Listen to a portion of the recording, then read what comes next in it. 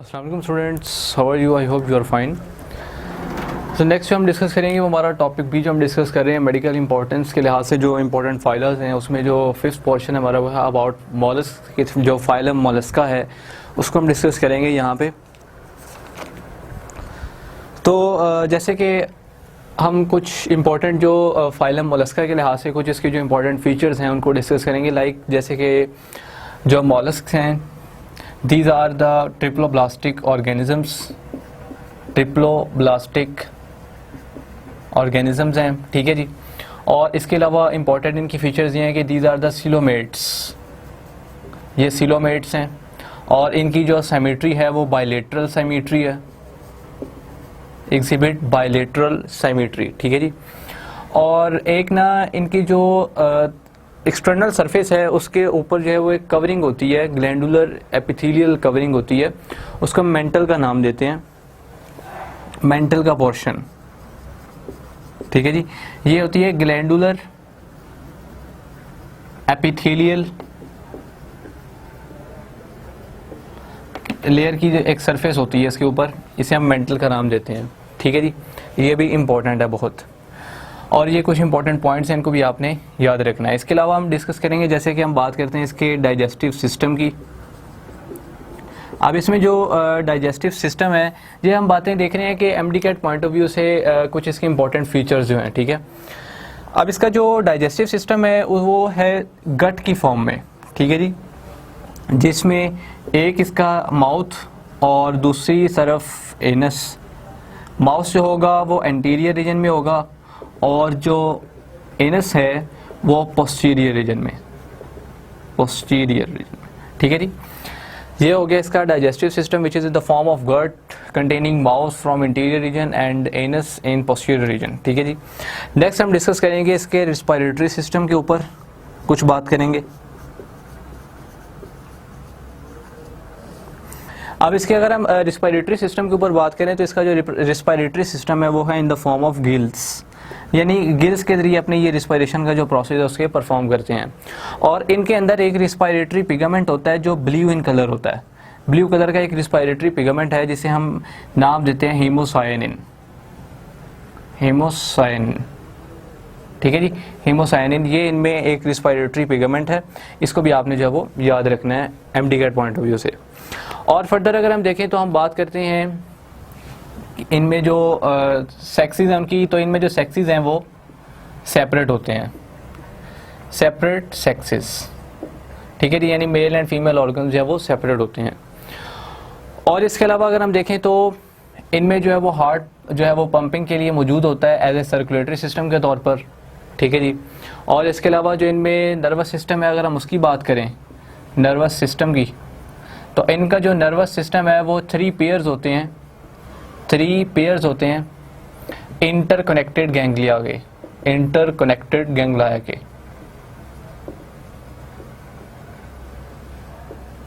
ठीक है जी।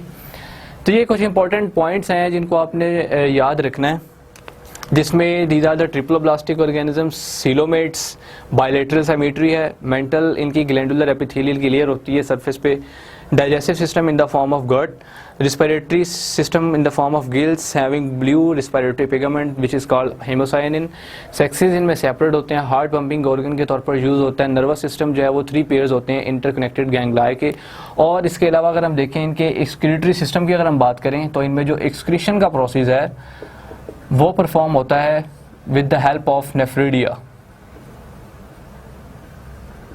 ठीक है जी, with the help of nephridia. और इनमें एक लार्वल स्टेज भी आती है, लार्वल स्टेज इनमें प्रेजेंट होती है, और इनमें जो लार्वा बनता है उसे हम कहते हैं ट्रोकोफोर, ट्रोकोफोर लार्वा, ठीक है जी। तो ये कुछ इंपॉर्टेंट फीचर्स हैं फाइलम मोलस्क्स के लिहाज से कि इनके जो इंपॉर्टेंट फीचर्स हैं उनको मैंने आपको बता दिया कि अगर इसमें से अगर आपको कोई भी एमसीक्यू जो है वो आए तो आप उसको इजीली जो है वो कैरी आउट कर सकते हैं। जैसे कि ये इंपॉर्टेंट फीचर्स हैं और कुछ ये इंपॉर्टेंट फीचर्स यहाँ पे लिखती है, तो इन्हीं को आपने जो है वो याद रखना है। इसके बाद हम मेडिकल इंपॉर्टेंस देखेंगे स्नेल्स की, कि जो स्नेल्स हैं इनकी मेडिकल इंपॉर्टेंस क्या है, मेडिकली ये किस तरह से इंपॉर्टेंट है।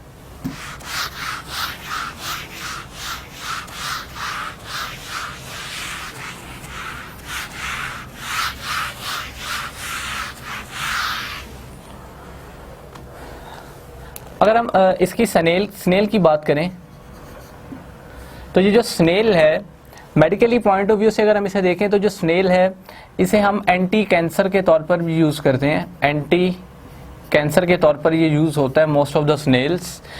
क्योंकि इसके अंदर जो है एक दो तरह की जो है वो एक्टिविटीज़ पाई जाती हैं, लाइक एंटी इन्फ्लामेटरी एक्टिविटीज़ होती हैं इसके अंदर, एंटी इन्फ्लामेटरी एक्टिविटीज़ इसके अंदर पाई जाती हैं, और एज वेल एज एंटीऑक्सीडेंट्स इसके अंदर जो है वो पाए जाते हैं। तो अपने इन दो एक्टिविटीज़ की वजह से ये एज ए एंटी कैंसर के तौर पर भी जो है बिहेव करता है। ये इसकी बहुत इंपॉर्टेंट मेडिकल इंपॉर्टेंस है, ठीक है जी, कि ये एंटी कैंसर के तौर पर जो है वो यूज़ होता है मेजॉरिटी में। क्योंकि इसकी जो एक एक्टिविटी इसकी ये है कि ये एंटी इन्फ्लेमेटरी तौर पर एक्ट करता है, और दूसरी ये है कि ये इसमें एंटीऑक्सीडेंट्स की अमाउंट होती है। इसके अलावा अगर हम देखें तो इसमें और भी बहुत सी चीज़ें होती हैं, लाइक अगर हम बात करें वाटर की तो इसमें वाटर भी मौजूद होता है। इसकी जो बॉडी है अबाउट 80% इसकी बॉडी जो है उसमें वाटर होता है, ठीक है जी। इसके अलावा अगर हम देखें तो इसमें प्रोटीन्स होती हैं, ठीक है, विच इज़ अबाउट 15% इसमें जो है वो प्रोटीन्स होती हैं। इसके अलावा और अगर हम देखें तो इसमें बहुत से और इंग्रेडिएंट्स भी होते हैं, जैसे कि फॉर एग्जांपल इसमें आयरन होता है, इसके में मैग्नीशियम होता है, ठीक है जी। और इसके साथ साथ अगर हम देखें तो इसमें सेलेनियम की अमाउंट भी मौजूद होती है, ठीक है जी। और एज वेल एज और फर्दर अगर हम इसकी बात करें तो इसके अंदर जो है फैट्स वगैरह जो हैं वो भी मौजूद होते हैं, ठीक है जी। तो ये कुछ इसकी जो है वो मेडिकल इंपॉर्टेंस है। और इसके साथ साथ अगर हम देखें तो इसमें जो है एक्सटर्नली और इंटरनली इसमें जो है विटामिन्स भी होंगे,